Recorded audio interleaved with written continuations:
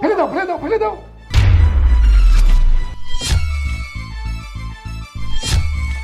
আরে Bashir group of কোম্পানির মালিক উনি। বাবা শেফা, শেফা, শেফা কই তুই? আরে আশ্চর্য ব্যাপার, ফকির মিসকিন কেন এখানে ভিতর ঢুকে গেছে? এই আপনাদের লজ্জা করলো না? হুট করে ভিতর ঢুকে গেছে। যান আমরা ভিক্ষা দিনে যান। আমরা ফকির মিসকিন না, আমি শেফার বড় বোন। কি তুমি শেফার বোন? আর এইটা কে? আমি শেফার বাবা। শেফার বাবা?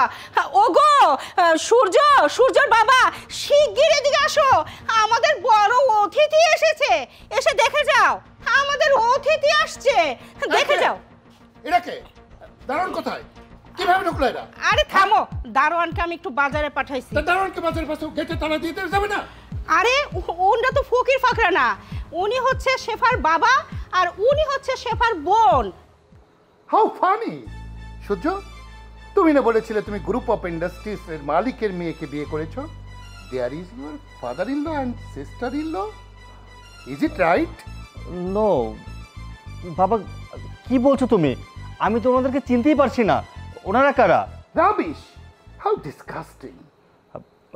আচ্ছা বাবা, তুমি একটু ওয়েট করো, আমি শেফাকে ডাকছি। শেফা, শেফা! কি ব্যাপার, এত ডাকাডাকি করছো কেন? আরে বাবা, আপু, তোমরা? What a surprise! কেমন আছো তোমরা? আমরা ভালো আছি, তুই কেমন আছিস? ভালো আছি, কিন্তু তোমাদের এই বেশ কেন? শেফা, এ তুমি কি বলছো? এটা তোমার আপু আর তোমার বাবা? মানে তোমার বাবা একজন ফকির? What nonsense! রাবিশ!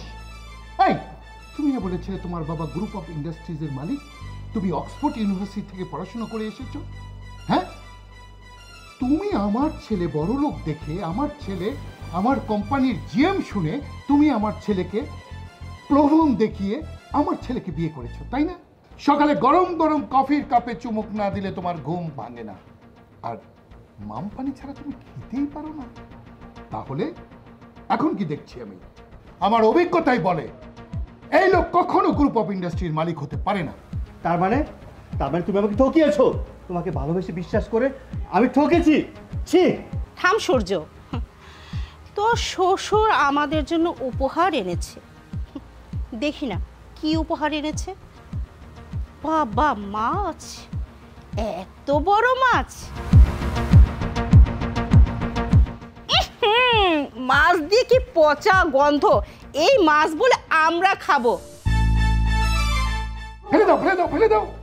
একদম ঠিক বলেছো, এই মাছ আমরা খাবো?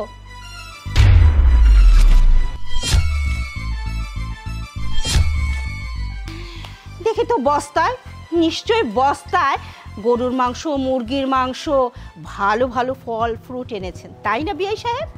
আচ্ছা,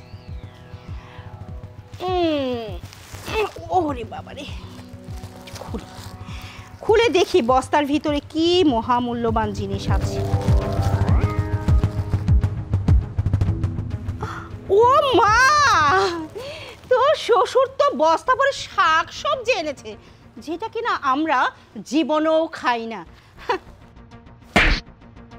মা, আমার বাবা, আমার আপু এত কষ্ট করে আপনাদের জন্য বস্তা ভরে সবজি নিয়ে আসছে, মাছ নিয়ে আসছে, আর আপনি সেগুলো ফেলে দিলেন? আরে এগুলো তো আমার বাড়ির কুকুর বিড়ালও খায় না, সেগুলো এসেছে আমার ড্রয়িং রুমে। এই, এদেরকে ঘাড় ধাক্কা দিয়ে আমার বাড়ি থেকে বের করে দাও। ঠিকই বলেছ, আমি এক্ষুনি ঘাড় ধাক্কা দিয়ে কিভাবে এদেরকে বাড়ির থেকে বের করতে হয় সেটা করছি। কি ব্যাপার, কি হয়েছে বাবা? আরে স্যার, আপনি এখানে? স্যার? আরে তুই কি বলছিস? এই ভিখারি তোর স্যার? তো নিশ্চয়ই কোথাও ভুল হচ্ছে। আরে বাবা, তুমি চিনতে পারছো না? উনি হচ্ছে বশির চৌধুরী। আরে বশির গ্রুপ অফ কোম্পানির মালিক উনি। বাবা, আমার বাবা আর আমার বোনকে দেখে রীতিমতো অবাক হয়েছেন, তাই না?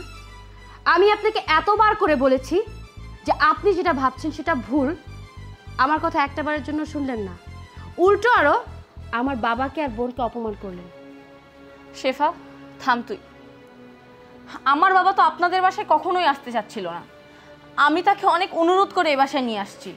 নিয়ে আসার পর কি দেখলাম, এরকম এক একজনের রূপ। আসলে আপনারা না গরিব মানুষকে মানুষই বলে মনে করেন না। এই গরিব মানুষ আছে বলেই আপনারা এত দামি দামি পোশাক পরছেন, আপনারা চিকন চাউলের ভাত খেতে পারছেন। কারণটা হচ্ছে এই গরিব মানুষ পরিশ্রম করে আর আপনারা বসে বসে হুকুম জারি করেন। আজকে আমরা এই পোশাক পরে এসেছি কেন জানেন? কারণ আমরা জানতে চেয়েছি যে বড়লোক মানুষের মন মানসিকতা কেমন হতে পারে। আর এখানে এসে জেনেও গেলাম যে আপনাদের মন মানসিকতা এতটা নিচু হতে পারে। বোন থাক, আমরা চলে যাচ্ছি, আর হয়তোবা কখনো তোর বাসায় আর আসা হবে না।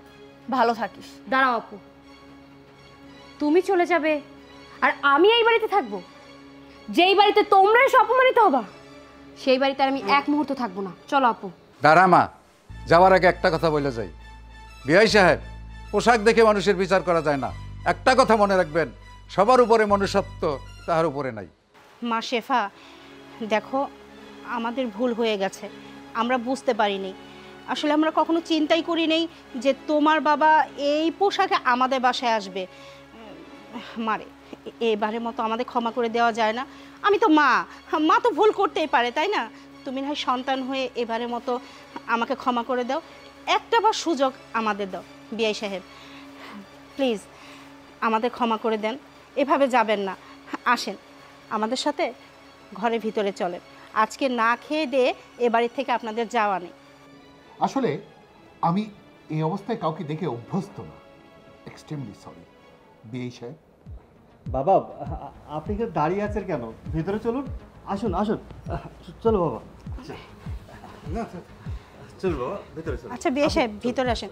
বোমা, রহিমাকে ডাক দিয়ে বলো মাছগুলো ফ্রিজে নিয়ে আসতে।